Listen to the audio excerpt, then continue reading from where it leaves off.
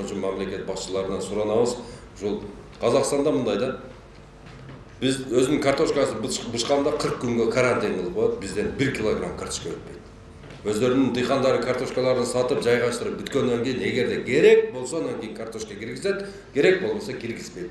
Биз дагы ошол методго өтүшүбүз керек дагы. Ошо Тажикстан менен Өзбекстандын границасын чып эле жаап туруп, мына биздин баткендиктер, лейлектиктер, кадамжайлыктар, токтоголдуктар, оштуктар өндүргөн бардыгын биз өзүбүзгө гана потребление кылып, эмне жетпесе анан кийин киргизишибиз керек.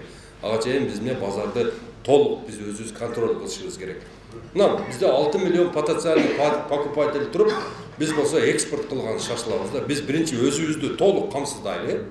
Алма менен, өрүк менен, жүзүм менен туруп, бар жок менен өзүбүздү камсыздайлы. Анан кийин башкага ошол экспорт кылганы анан кийин шашайлы. Биз деген өзүбүздө бышканда картошка.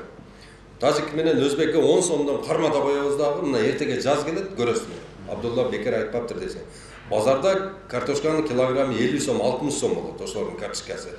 Олордун картошкасы жегени болбойт. Ал деген, мисалы үчүн, эгерде өзүндө күнгө коюп койсоңуздар, ушундай бир калаатты бир жыт чыгарып, сасып чирийт да, ошолчу. Страшный. Себеби деген ичи толтура азот, селитра, нитраттар.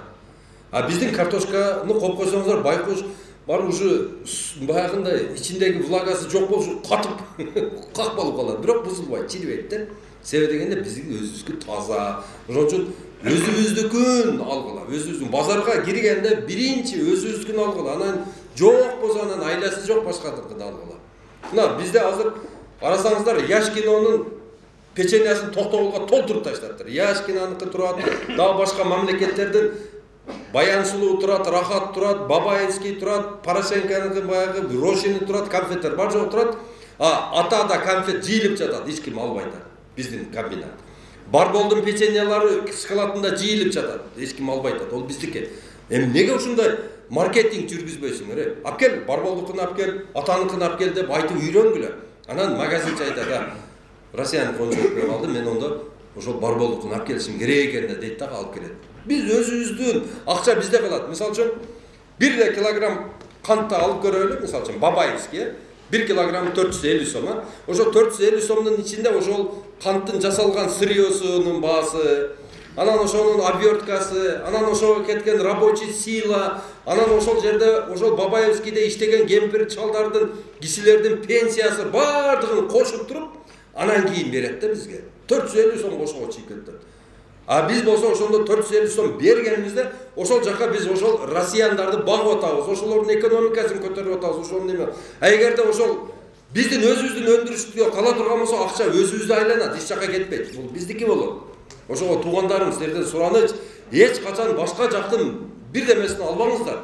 Ал жактан келсин, Россиядан, Кытайдан, башка мамлекеттерден келсин, техника келсин. Мисалы үчүн, как кургата турган аппарат алып келгиле, трактор алып келгиле, техника алып келгиле. Ноу-хау, жаңы бир эмелерди алып келгиле. Мына алмаларды, мисалы үчүн, как кылганда, сонун кылып туруп, ичин алып туруп, тышын арчып туруп, баягындай дөлкө-дөлкө кылып кесип бере турган аппарат алып келгиле. 1 килограмм баягындай кесилип, баягы коонтилик болуп кесилген жакшы кактын килосы, мисалы үчүн, Европада 10 евро, 20 евродан кетип атат. Мынабы биздин баягы барбарис деп коет, тонун карагаты барбы? Ошонун килограммы Тажикстанда 800 сом рубль. Мына жатат, эч ким тербейт. Акча жөнүнө көчөдө жатат.